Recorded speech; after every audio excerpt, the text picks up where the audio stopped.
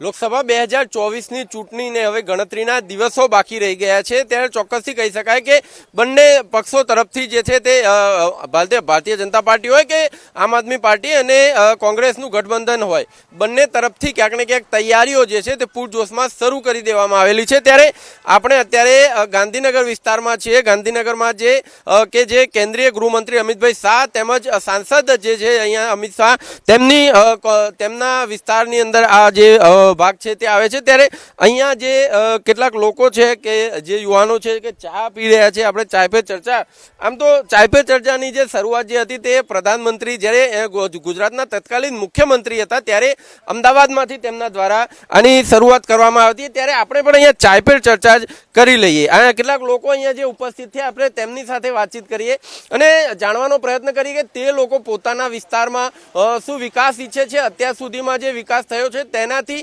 તેમને કેટલે સંતોષ છે। સૌ પ્રથમ તો આપ ક્યાંના છો બધા? ગાંધીનગરના છો। અચ્છા, ગાંધીનગરમાં છેલ્લા કેટલા સમયથી ભારતીય જનતા પાર્ટી આવી રહી છે અને અમિતભાઈ શાહ જ ઉમેદવાર તરીકે છે અને કેન્દ્રીય ગૃહમંત્રી પણ તેઓ છે। હવે છેલ્લા 10 વર્ષની અંદર 10 વર્ષ પહેલાનું ગાંધીનગર અને અત્યારનું ગાંધીનગર કેટલો ફરક? ઘણો બધો ફરક છે। વિશેષમાં વાત કરીશ તો ઘણી બધી યોજનાઓ લાભ મળેલો છે, લોકોને સહાય બી મળેલી છે, આયુષ્માન કાર્ડની બી ભારતની સરકારમાં રાહત મળેલી છે, મકાનોમાં બી રાહત મળેલી છે। આયુષ્માન કાર્ડમાં જે આપણે અત્યારે મફત સહાય કરી રહ્યા છે એમાં ઘણી બધી પ્રકારની લોકોને સહાય મળી રહી છે, એનાથી લોકોને સંતોષ પણ છે અને આગળ લીડ પર જીતવાના પણ છે। અમિત શાહ સાહેબ ભારે લીડથી જીતવાના છે ગાંધીનગરમાં। અચ્છા, અત્યારની જે સરકાર છે તે યુવાનો માટે ખાસ કરીને ઘણી બધી યોજનાઓ, આંત્રપ્રિન્યોર હોય કે પોતાના પગભર થવા માટેની અનેક ઘણી યોજનાઓ, લોન પણ યુવાનોને આપવામાં આવી છે, એજ્યુકેશન માટે પણ લોન છે, એટલે કે આ બધી યોજનાઓ વિશે આપ શું કહેવા માંગો છો? યોજનાઓમાં એવું છે કે યોજનાઓ તો સરકાર બનાવી રહી છે, લોકો સુધી યોજનાઓ પહોંચી રહી છે, લોકો યોજનાઓનો લાભ લઈ રહ્યા છે અને ઘણી બધી યોજના યુવા મોરચા યુવા ધન છે એ લોકો યોજનાઓ લઈ રહ્યા છે, જેમ કે શિષ્યવૃત્તિ લઈ રહ્યા છે, ભાઈ એસી સમાજમાં પેલી કઈ કહેવાય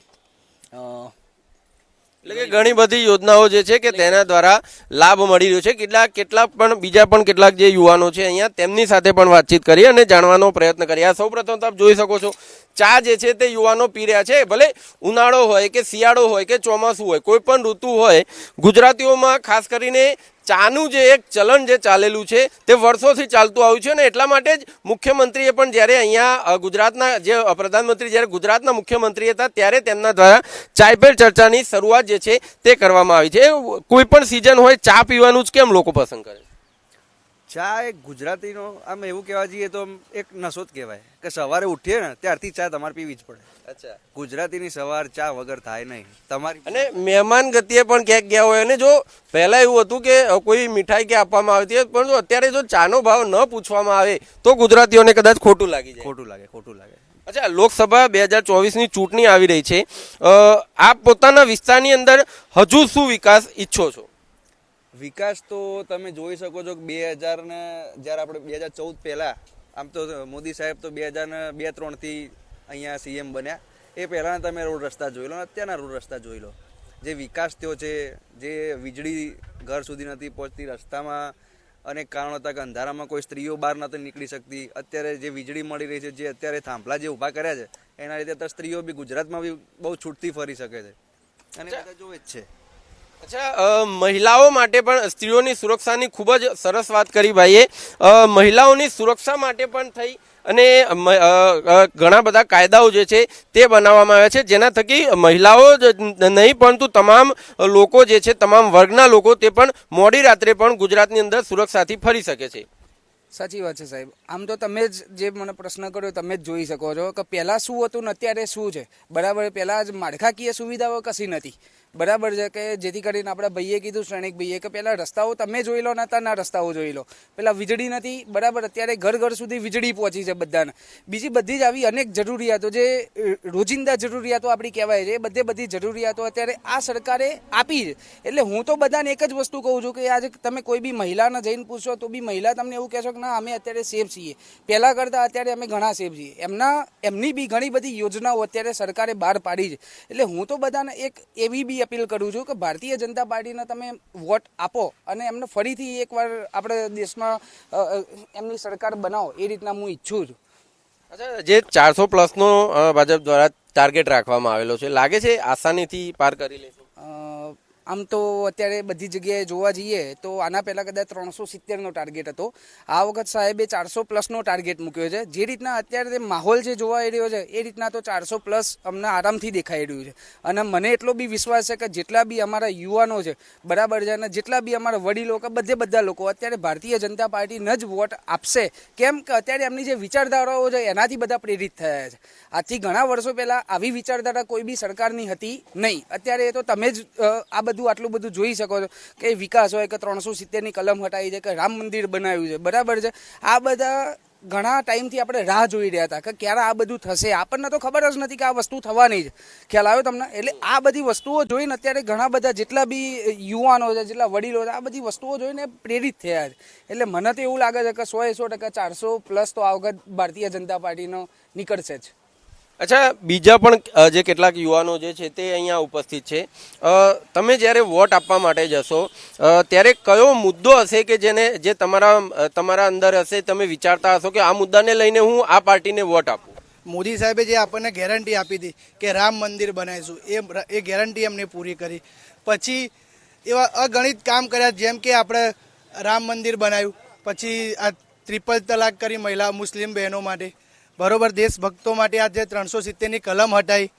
પછી અહીંયા યુવાઓના માટે જે દરેક ખેલમાં જે હોય એ બધું ખેલ મહાકુંભ કર્યો. અહીંયા આપણે મોદી સાહેબને એટલા માટે વોટ આપવાનો કે આપણે પાણી વીજળી માટે વોટ નહીં આપવાનો, યુવાઓનું ભવિષ્ય ઉજ્જવળ રહે એના માટે આપણે મોદી સાહેબને વોટ આપવાનો છે.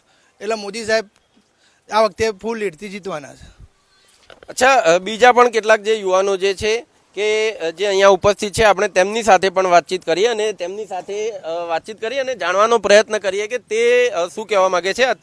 હમણાં થોડા સમયમાં એવી કઈ પ્રવૃત્તિઓ આ સરકાર દ્વારા કરવામાં આવી જેના થકી અત્યારનો જે વર્ગ છે તે આ પાર્ટી તરફ આકર્ષાયેલો છે?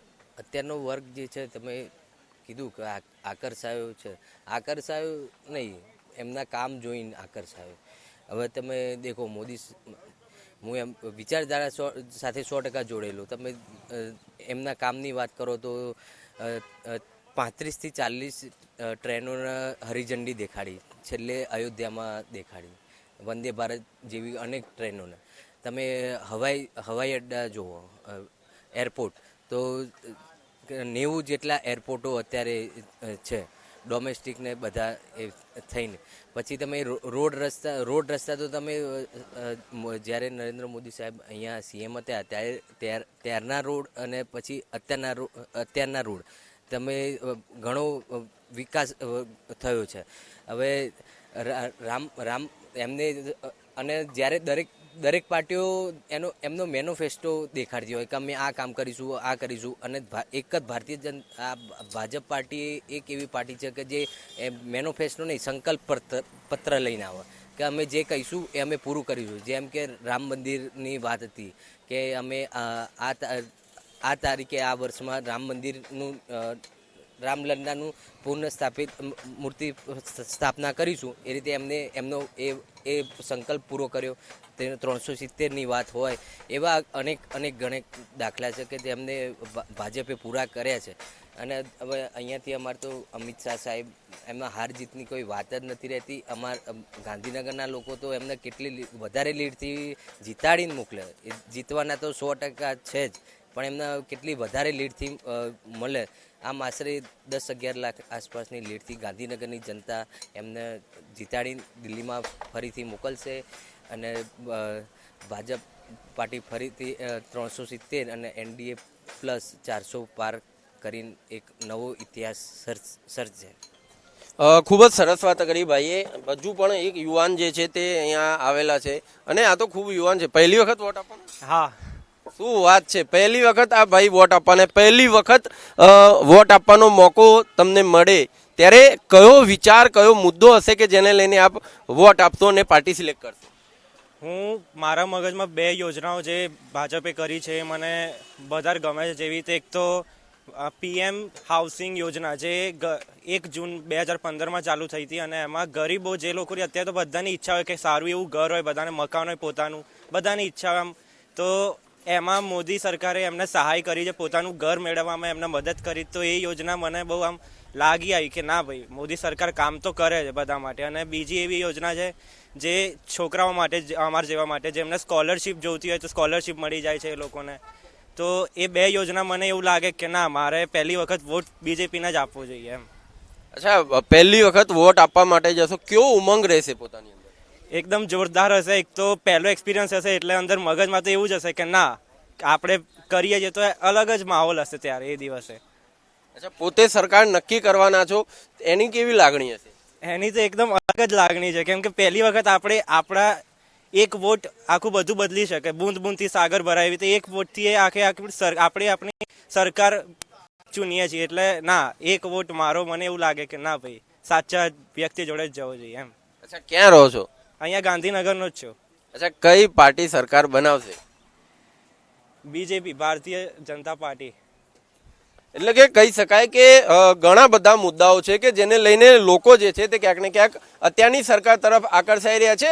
યુવાનો હોય કે તમામ મહિલાઓ હોય, તમામ પ્રકારના વર્ગો માટે ક્યાંક ને ક્યાંક અત્યારની સરકારે કામ કરેલું છે. હવે અત્યારના જો જે રીતે હમણાં એક ભાઈએ વાત કરી કે લગભગ 10 લાખની લીડથી ભારતીય જનતા પાર્ટી જે છે તે અહીંયા વિજેતા, જે અહીંયા જે ઉમેદવાર છે કે અત્યારના કેન્દ્રીય ગૃહમંત્રી અને ભારતીય જનતા પાર્ટીના જ અહીંયાના સાંસદ જે છે તે અમિતભાઈ શાહ, તે 10 લાખની વધુ લીડ જે છે તે વિજેતા જાહેર થશે. પરંતુ ચૂંટણી છે, ચૂંટણી અને મેચ બંને એવી વસ્તુ છે કે જ્યારે તેનું પરિણામ આવે ત્યારે જ ખબર થશે, ત્યારે જ ખબર પડે છે કે આની અંદર શું થઈ શકે તેમ છે. ત્યારે હવે પરિણામ આવે ત્યારબાદ જ ખબર પડશે કે કેવો પરિણામ જે છે તે આવે છે. એક તરફ અત્યારે ભારતીય જનતા પાર્ટી અને કોંગ્રેસ અને આમ આદમી પાર્ટી સામે છે, જેનું બંનેનું ગઠબંધન છે. એક તરફ ભારતીય જનતા પાર્ટી છે. બંનેની સામસામેની લડાઈ કેવો રંગ લાવે છે તે 4 જૂન બાદ જ ખબર પડશે. કેમેરા પર્સન કિશોર આઠવલે સાથે જતીન રાવલ, ઇન્ડિયા ન્યૂઝ, ગાંધીનગર.